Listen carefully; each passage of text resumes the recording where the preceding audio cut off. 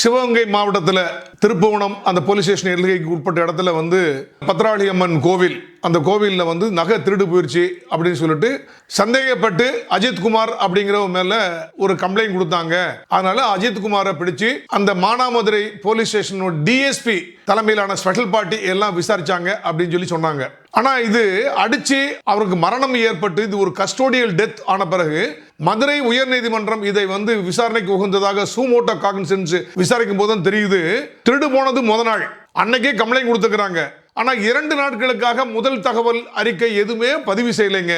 எந்த ஒரு வழக்கும் பதிவு செய்யாம யாராவது ஒரு ஆளை கூட்டு விசாரிக்க முடியுமா அப்படின்னா விசாரிக்கவே முடியாதுங்க. ஒரு நபர் மீது வழக்கு பதிவு செய்த உடன் தான் போலீஸுக்கு அதிகாரமே வருது. அப்படி இல்லாம வழக்கு பதிவு செய்யாம யாரையாவது கூட்டு விசாரிக்கிறதுக்கோ வேற எதையாவது கைப்பற்றுவதற்கோ போலீஸுக்கு அதிகாரமே இல்லை.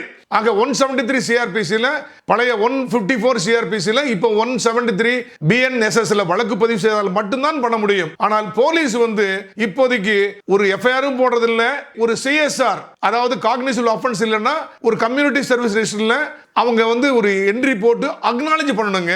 ஆனா அஜித்குமார் கொல்லப்பட்ட வழக்குல எஃப்ஐஆரும் போடல, ஒரு சிஎஸ்ஆரும் போடல, இவங்க போலீஸ் விசாரிச்சிருக்காங்க. அப்படி விசாரிக்கிறது தப்பு, அவங்களுக்கு எந்த அதிகாரமும் இல்லை.